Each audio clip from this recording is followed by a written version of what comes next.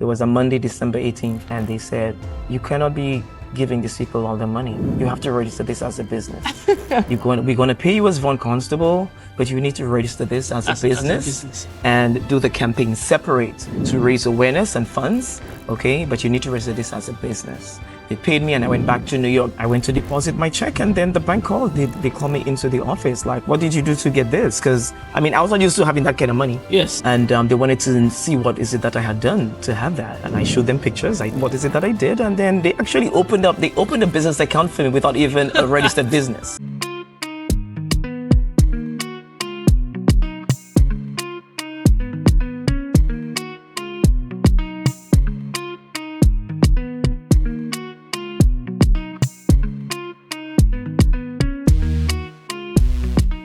So when we left you as a marketer, but people don't know you for marketing anymore. I mean, people know you for the thing that you have on your neck more than anything else. So how did that transition go from being a marketer to being Mr. Twist? Let's start okay, so we left you at Bay Gardens, but I know that your experience with clothing and textile would have begun before Bay Gardens. So let's start there and then we can get... So I'm going to flip you. Oh, hey, okay. It's your story, bro. but it's not far-fetched though, because if you recognize the background, I was more creative. So before a marketer, I was a creative. Okay. And being able to mesh creativity and what the internet marketing space started doing for me was being able to understand, not even understand, but it was a merger that happened. All right. So even with my web development and how I would approach my various clients, I would design essentially designing with a marketing perspective. So we're not designing just to make things nice, we're designing to make things work. Functionality. So someone comes to me, hey Vaughn, I need a website, I want a logo. And I would take them through a whole consultation to get an understanding of what the business is. Okay. How this is going to work. Why is it going to work or why this is not going to work. We're going to develop a full marketing campaign for 6 months, 9 months, for whatever that project is. So you come to me for a logo, but you're going to leave with a full marketing campaign.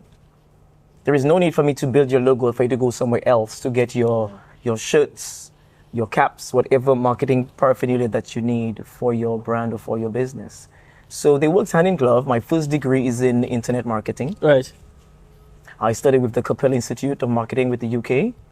Thanks to the OPSR, they funded 50%, and Big Gardens had me on a bond for the other 50%. But yeah, so marketing is for me has always been there indirectly. Okay.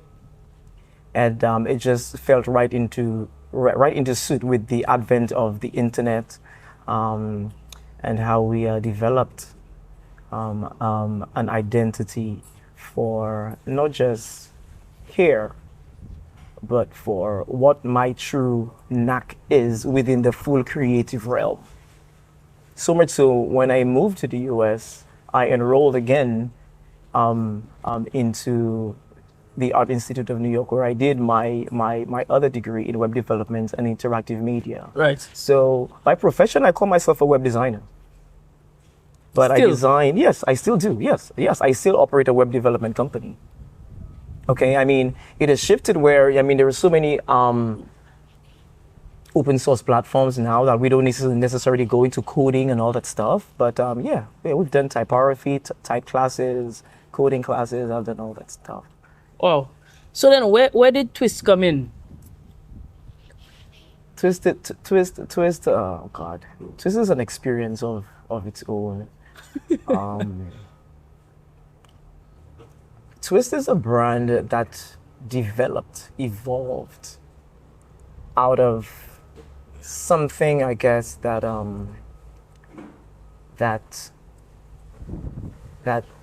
Still to this day, I am toiling with all of this because I never ever imagined that this is what this would have been. Right. I never in my wildest dreams imagined that this is what I would have been doing.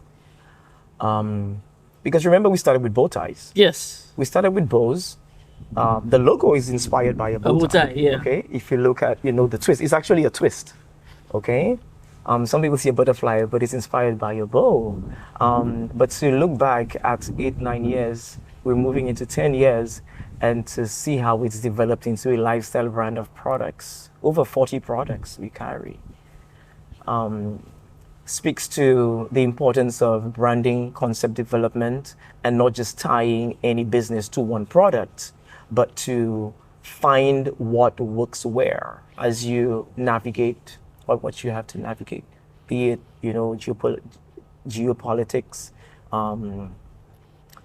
global logistics, varying markets. Things that sell in the US don't necessarily sell in the UK, don't necessarily sell in St. Lucia. Right. So I mean that is really what has happened here, to be able to have it developed into a global brand where people could recognize it globally. Interesting. So then how did you start? How did you start this business? So I graduated AI Art Institute of New York 2016. And the Art Institute of New York offered degrees in web development, graphic design, fashion design, and culinary arts. Okay. Okay, these are the four. I would think that you would have gone there for web development. Yeah, I went for web. But what was most crazy was when, of course, I graduated top of my class, and when I went to give my speech, there were students graduating who thought that I was a fashion student. They didn't know that I was not a fashion student because I was always on the fashion floor. Wow. Okay? I was always on the 12th floor. And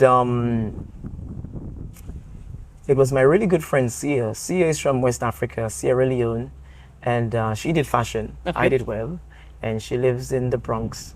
And she was a member of a choir in Washington.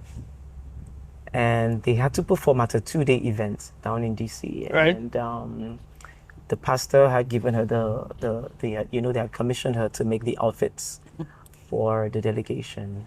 It was about 150 members. They were like members from across the country, that's across the US. And they were setting the measurements, doing their fitting on Zoom, all that stuff. Jesus.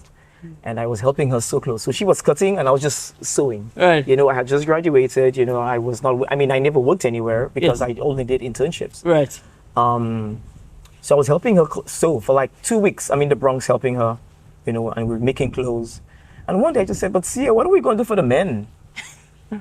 Really, like what do we do? Like it just dawned that we did not have something for the men. guys, yeah. She says, oh, the church is going to pay her. The church does not have enough money to pay her. So the manager is going to wear black pants and a white shirt. Oh, wow. It was 2 African prints. I said, you know what? I'll make a bow tie. So I took the 2 samples of fabric and I made bows with them. She takes a picture, sends it off to the pastor. And the pastor doesn't call her. She drives over and asks who made the bow. She said, oh, my friend Vaughn. And we went to get more fabric. She paid me. We took the bows off to Washington, D.C. That was July 2016. By September, we're getting ready to do this. Another friend of mine who's a fashion designer as well. And we all had gone to Art Institute together. He has a friend who was a breast cancer survivor. She's in Brooklyn and she was hosting this event for fundraising called Tickle Me Pink on Flatbush Avenue, Natalie. And we raffled. He said, hey, Vaughn, my friend is doing this fundraiser event. Can you make some pink bows for me? Because he had already gotten speed of the bows that I made, to go to Washington. Right. And we did the pink bows, we raffled, we gave them the money. And at that fundraiser was a lady in attendance, another lady from Trinidad. And she spearheads the People Power movement of Brooklyn for domestic violence. And she says, you know what, Vaughn, I really like what you're doing here. It was not even twist, it was just Vaughn and some bows. It was not twist. Right. It was not twist. No name attached. No, correct. It was just Vaughn and some bows, selling them, giving them the money. So she says, I have a fundraiser next week for my foundation, for Purple, for purple power. Can you make some purple bows and come? So the following week, I made purple bows and I go to this event for Purple Power Movement. And it's being held at an institution called Brightpoint Health in Brooklyn. And Brightpoint Health, they do advocacy for people who live with HIV and AIDS. So the project coordinator says, you know, I really like what you're doing here, Vaughn. For World AIDS Day, we have a week-long vendor activities. You could do red ones. And I'm just making these bows, giving people the money. Okay, so first week of December, I'm like, we're doing bright points in Brooklyn, in Queens. We go to the Bronx, Manhattan, Staten Island, and I'm giving them the money. And I got the call maybe around November to make bows for a hospital. The hospital in Washington, D.C. called the Children's National Hospital. They had gotten hold of one of the bows that we had sent in July for the church. Someone who works there saw the bows and they wanted bows for the hospital as Christmas gifts with the logo on there. And they wanted a few hundred pieces of bows and scarves to gift their directors. And I fulfilled the order, went down to DC and hand delivered them on my birthday that year. It was a Monday, December 18th. And they said, you cannot be giving these people all the money. You have to register this as a business. We're going to pay you as Vaughn Constable, but you need to register this as a business and do the campaign separate to raise awareness and funds, okay? But you need to register this as a business. They paid me and I went back to New York that January. I went back to New York and I went to deposit my check and then the bank called. They called me up. They called me into the office like, what did you do to get this? Because, I mean, I was not used to having that kind of money. Yes. And they wanted to see what is it that I had done to have that. And I showed them pictures. I told them what is it that I did. And then they actually opened a business account for me without even a registered business. Wow. They did that and they were like, hey, how about you do a sample for TD Bank? I was like, absolutely. Can I take the logo? I just got permission to use the logo. I printed it and I gifted them a dozen bow ties after 2 weeks. Maybe 3 weeks after that, I got a call from the vice president of marketing for TD Bank Northeast. So we started doing bows and scarves for Connecticut, New York, New Jersey, Philadelphia, Delaware. And by February was Independence for St. Lucia, of course.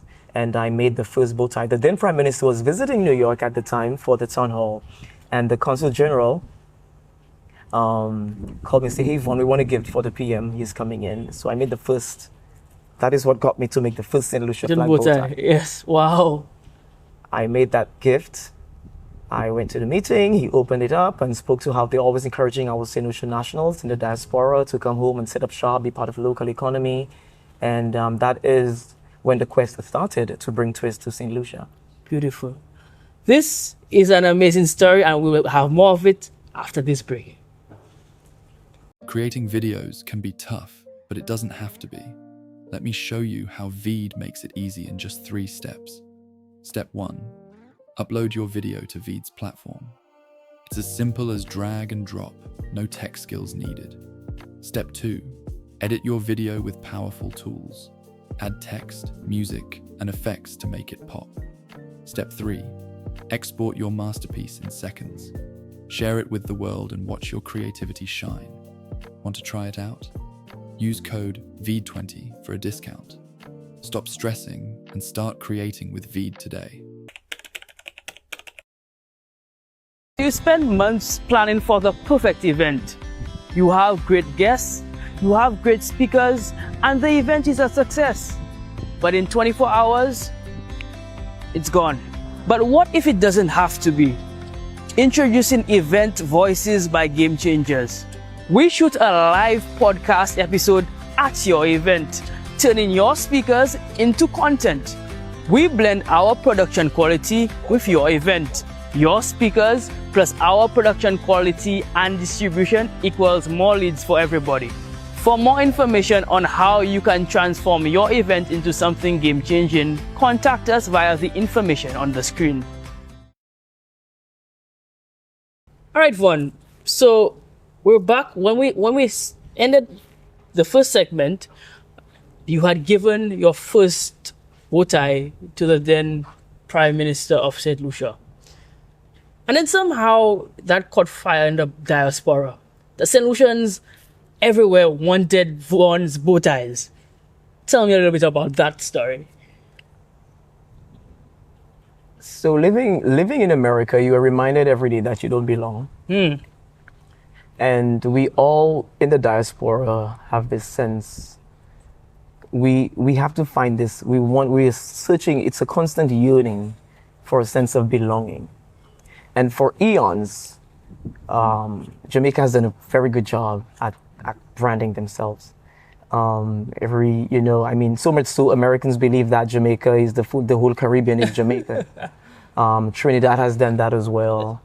And it was very far to come around something authentically St. Lucian that represents us. And one of the initiatives, one of the strategies that I use, I would say, is to tap into the St. Lucia Association throughout the diaspora. So from Connecticut to Florida, Smart. I've partnered with all of them.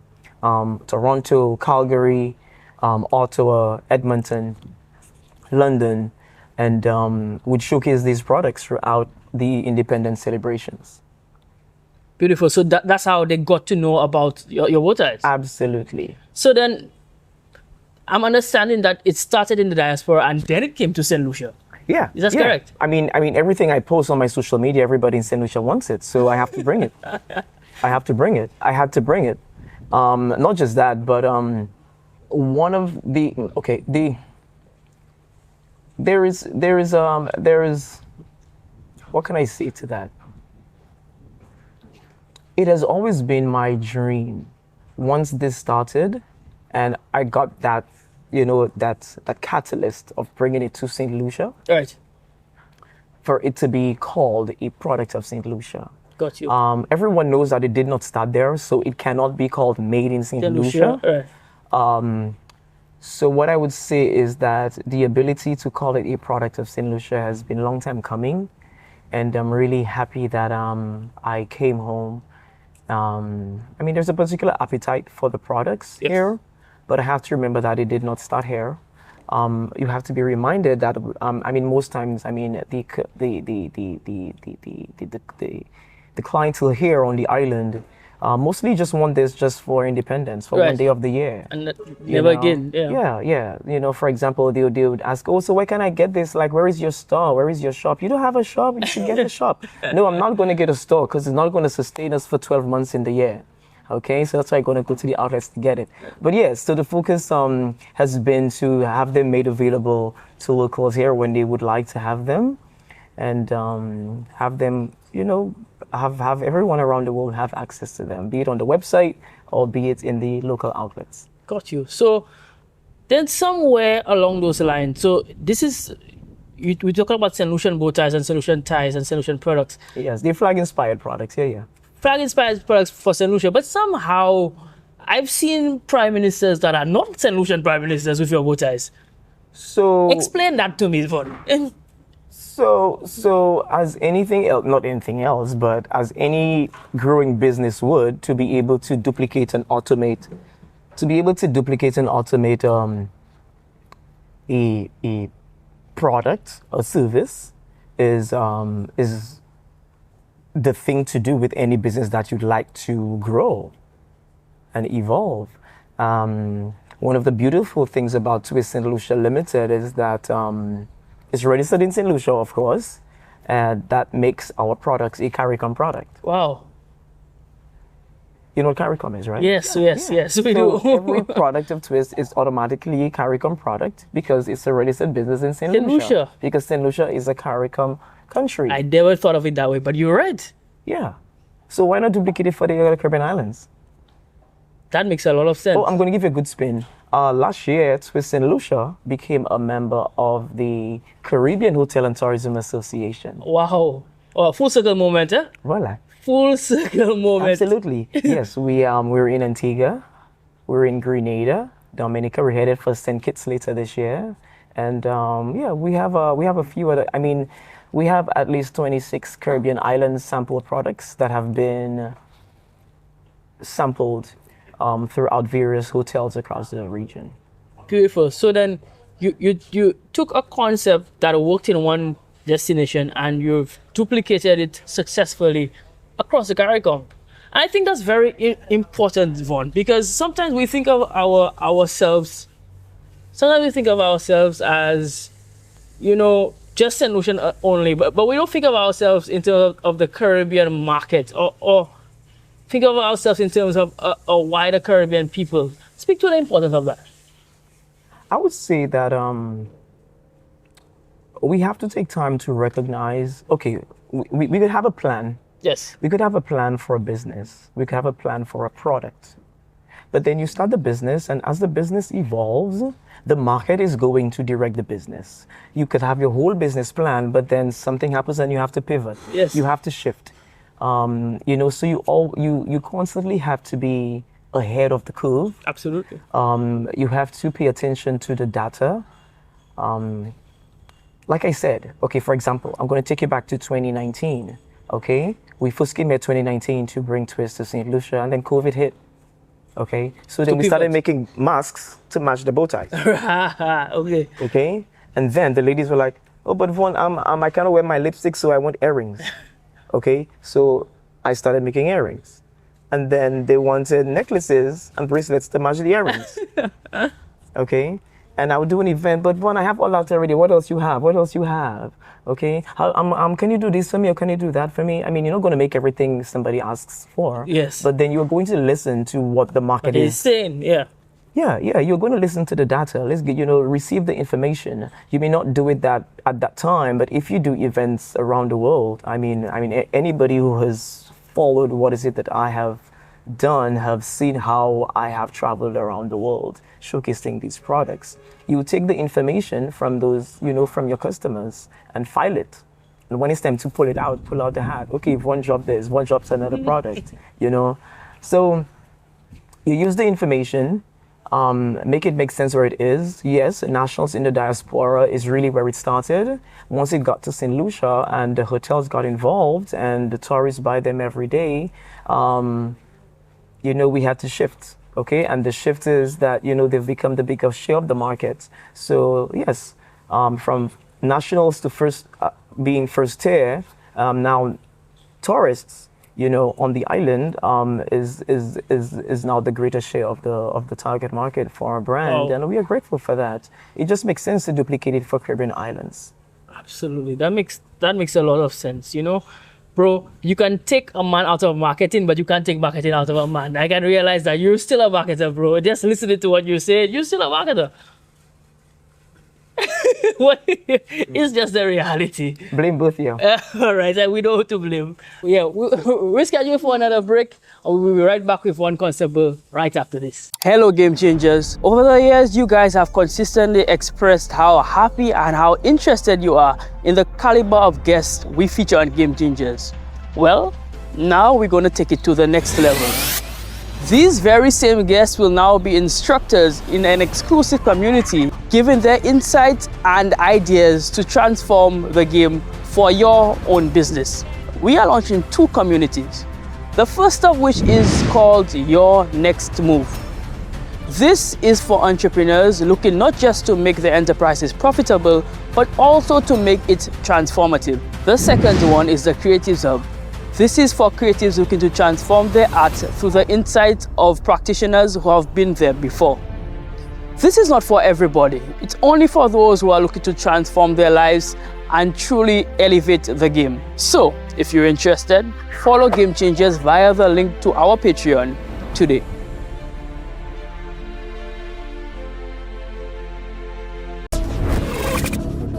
What if I told you I made all this with just Capcut? My name's Lionel Eton. I'm a professional filmmaker and an AI filmmaking pioneer. I grew up loving movies and TV, but I joined the Coast Guard out of high school and I got stationed in Alaska. Hollywood couldn't have felt further away, but I kept pursuing my filmmaking dreams. Then I discovered AI. 2 years ago, I created my first AI film using Capcut, and my career took off. I started Film Crux to help close the gap between indie filmmakers and Hollywood, so that people's only limitation was their own creativity and imagination. Essential to that is using Capcut because it's so versatile. So everything from being able to retouch humans, AI transcriptions, to tracking, to background removal with AI, it's all possible. You're no longer limited by your resources, and instead you can create something that's really as close to what you had in that initial spark of your vision. With Capcut, I get to live in the worlds that I imagine, and I get to bring you with me. So we're back with Vaughn Constable. Vaughn, we've really delved into the birth of Twist. But I want to ask you, what has it truly been like to share your St. Lucianness, or your Caribbeanness rather, with the world? I know that you've had your products go as far as Japan, as far as these markets. Tell me what it has meant for you. It's still all so surreal to me. I think when you're used to doing so much, it feels like you don't necessarily have to give yourself credit for it. There's this narrative or notion that you have to be humble and not, shout to your successes. We have been conditioned to be numb to certain things and not necessarily be able to speak freely, to articulate, how we'd like to celebrate our wins. Yes. And I'm learning to give myself the grace. I'm learning to be more kind to myself and give myself the space to celebrate and say, yes, I did that. I have walked the streets of London and people shout my name, Constable. Oh my God, I could give you a story. 2 or 3 years ago at the Independence Gala in Toronto, and the Prime Minister said, Julian Alfred asked me, where I get the socks? I remember that. And he said, this guy, man, he's in New York, he's in New York. But I go London, in London. I go St. Lucia, he's in the Boulevard with Export, doing the expo. I come to Toronto, I see a table outside. He everywhere. I remember that.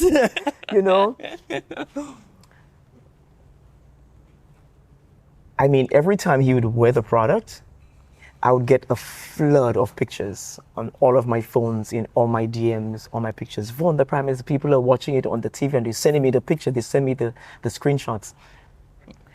I am still grappling with words to describe the way that I feel when he wears it. I mean, he burned it out last year. He has a few of them, and he wouldn't travel without it. I am very grateful. The exposure that it has garnered. Oh my God.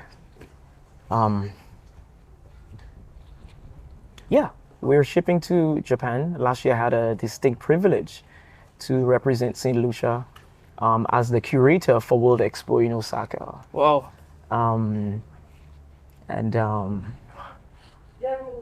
To be able to ship, products to Japan, to be interviewed by the BBC, and to be there, wearing the products. A little boy from Tiroshia. Absolutely, he is that guy. Yeah. It's still all surreal to me. I can imagine. I can just imagine. I just came from a trade mission in Canada. Over this past independence, we did Toronto, Ottawa, Montreal. And we're going to go back to Calgary in August for CariFest. I have to say special thanks to these associations, man. They have held down Twist. They really have. The ability to maneuver things logistically, the shipping, they tell me, Vaughn, you come out to make money if I'm coming to Atlanta. Marjorie, happy birthday, Marjorie. Marjorie is the president for Atlanta. Oh my God. They support me, man. They support me. There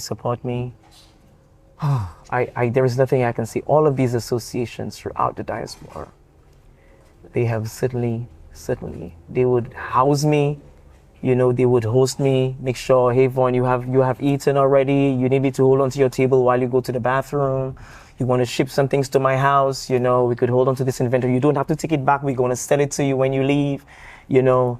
I mean, the support has been phenomenal. Even in London, I mean, I don't fly to London without saying hello to the High Commission. I go there. That's my first stop every time I go to London. My first stop is the High Commission. Let them know that I'm in town, and they're uber supportive. Beautiful. But do you feel that love from locals too? Do you feel that love from Pip Solutions themselves? The support is I mean, support is relative. Okay. I would say support is relative. So those who support you, and those who don't. Support comes in many forms. Okay, let's say it that way. All right.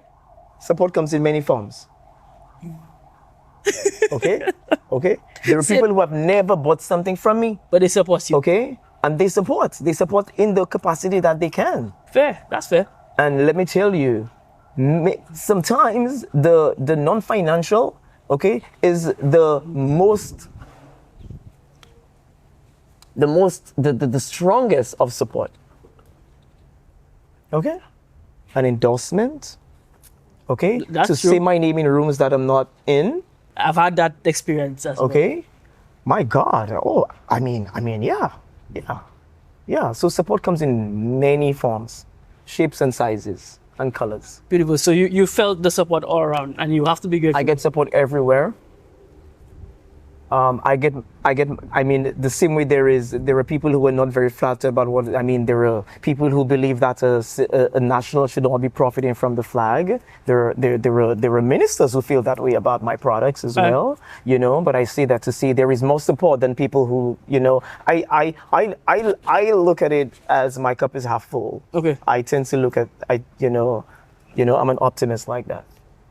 Yeah. So you look at the positives instead of the negatives. Absolutely, man. I don't need to waste my energy on any negative. No, you take that stuff somewhere else. No. I'm always happy. You will never see me frown. You will never see me cry. I'm happy for you that you're always happy. Absolutely. Now, Vaughn, I know that it has not all been sunshine and rainbows, and we will be talking about those challenges in a bit. But just before we get into those challenges, tell me, what can you tell to individuals who are facing those challenges before we spell them out? Even before we spell them out, I want you to, what do you tell them? It is not life without challenges. Okay. Nothing that comes easy lasts. So the reason why it is difficult, the reason why it is challenging, is because it is something good, and you're going to get a lot of pushback. You're going to let a lot of people going to be telling you no, and you have to prove yourself and do backflips and do mental gymnastics, you know, before you end up cussing somebody. But at the end of the day, you know what you're doing, and nobody's going to believe in what you're doing more than you are. Absolutely. So yeah. Beautiful. So like I said, we will get into these challenges, but we'll do so in the next sit down. All right, sure. All right.